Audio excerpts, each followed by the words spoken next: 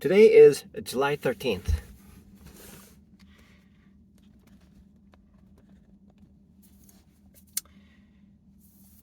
My name is So. I am an addict. I am a gambling addict.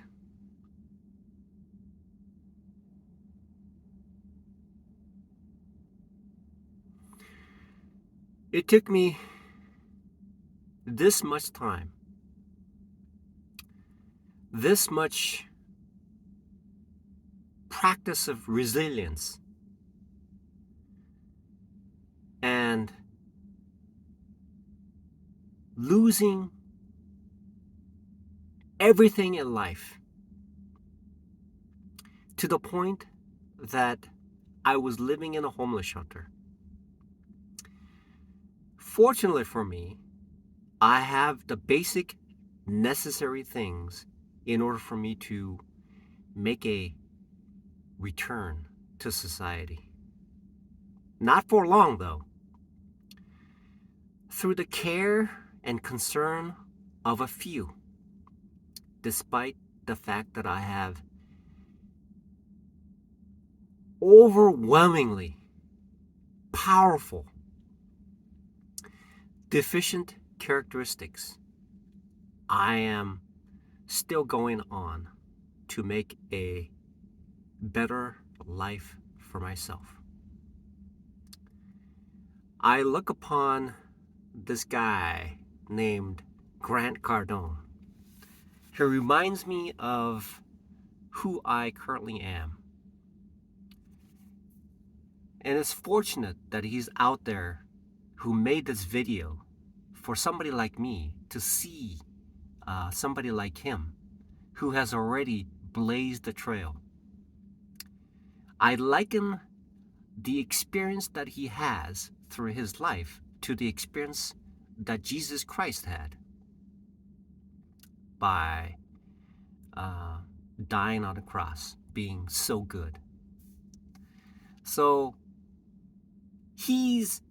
Grant Cardone is an individual. Apparently, he reiterated this statement. He said this. He said that at the age of 25, around 25 years old, he was beaten so heavily that he was like an inch from death.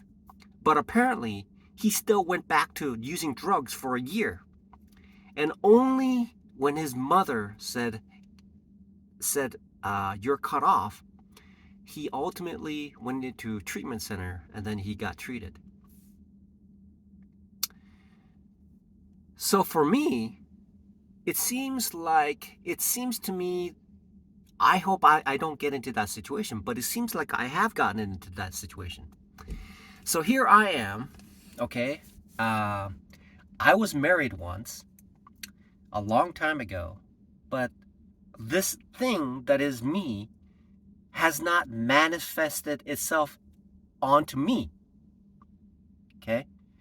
Meaning that it is manifested to my current owner, employer, my current restaurant coworkers. They know about who I am, but it has never manifested into myself. I would look in the mirror, but I would not see who I am right now.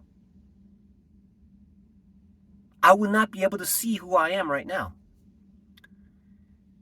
For once, I now see the characteristics that would cause my siblings to put me in a situation where I am a convicted felon.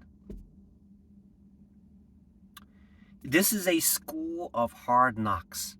This is something that I needed. It is like a severe beating from life. That whether I give up or I go for my second chance to move forward with my current situation. So it has occurred to me that it is an addiction to this chemical reaction. Is essentially that's what all this is about, because it blinds, it encases, it it blocks from making the proper decisions to dilute the chemical reaction that occurs in the brain. Fortunately, it's never too late. It is never too late. The first steps to recovery is accepting the fact that I am an addict. And in order for me to, now I'm getting a smile in this situation after being so heavily beaten down in life. Living in a homeless shelter, sleeping, and then having another mentally challenged individual who loves to pass gas by sitting on my face, therefore to cause a red eye, and having to eat 3-day expired food where the smell seems to be similar to the food that has been sitting in a trash can for a while, and the food that was donated to the shelter. And having my own 2 kids who left because of this exact reason. And having the state of Idaho saying, we're not convinced that you're going to be able to pay the restitution. So we're going to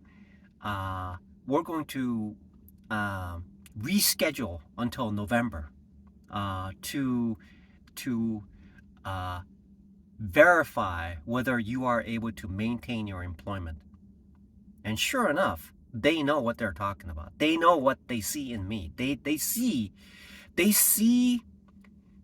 that I am irresponsible with myself. I am irresponsible with myself because I tend to do things that undermines my own future. Essentially, that's what it is. That's what an addiction is. It's being addicted to a particular personality trait, and that is perpetuated due to the self. It's being addicted to that chemical reaction in the brain instead of making progress towards a meaningful removal from this particular situation. That's where I am. This is something that I was searching for a turning point. The turning point is admitting and making the changes that are required to move in that direction. But not knowing where that turning point is essentially skirting it away from that. It's like in the Bible. In the Bible, it says, it's amazing to me, I'm just getting goosebumps right now, how certain things are related to the Bible. There is a passage in the Bible, and Jesus Christ stands there, and this rich man comes over. And this rich man says, how do I enter the kingdom of heaven? And Jesus Christ said to him, you must get rid of everything that you have and follow me. That's what he said. And the rich man looked at Jesus Christ and said, I cannot do that. And the next passage says, Jesus Christ said,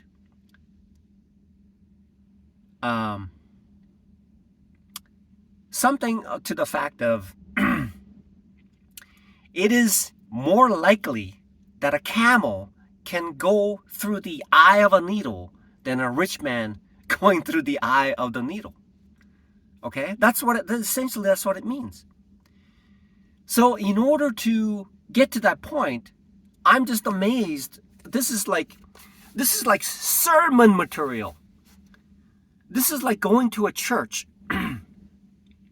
This is like going to a church, standing in front of the church, and in a podium, standing there, describing the situation, and making this connection between the Bible of the eye of a needle and the rich man, and me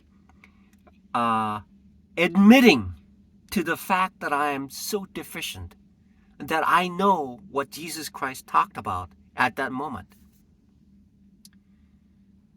Knowing this situation allows me to break free from this bondage. Knowing this situation, knowing this debilitation within me allows me to break this bond, unchain the slavery to the blood, the chemicals, and the body, my own body, to eviscerate, remove myself to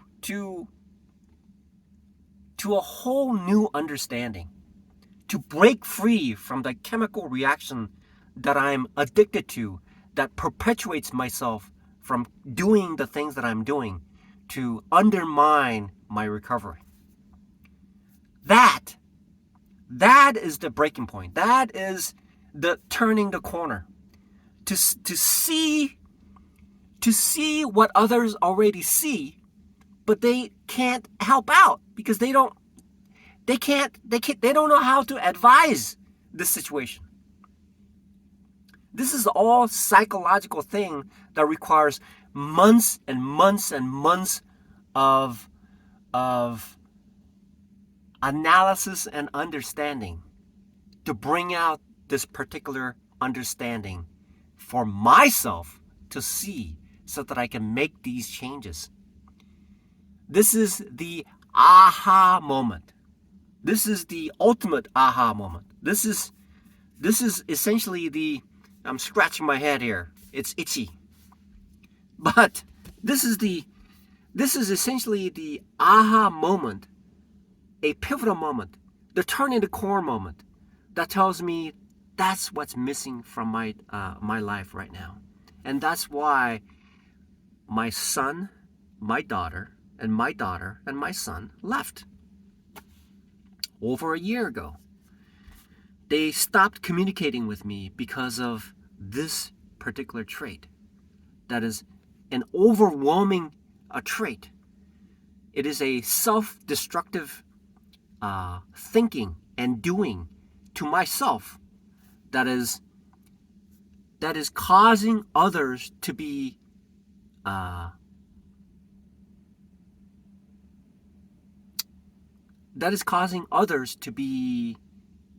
impacted, to be offended, to be harmed by my way of life in their life. And in order to fix this, there has to be a admission. This is an admission.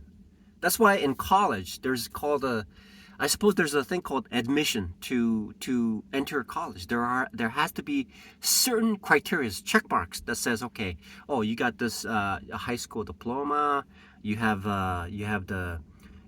enough money, you have the right grades, and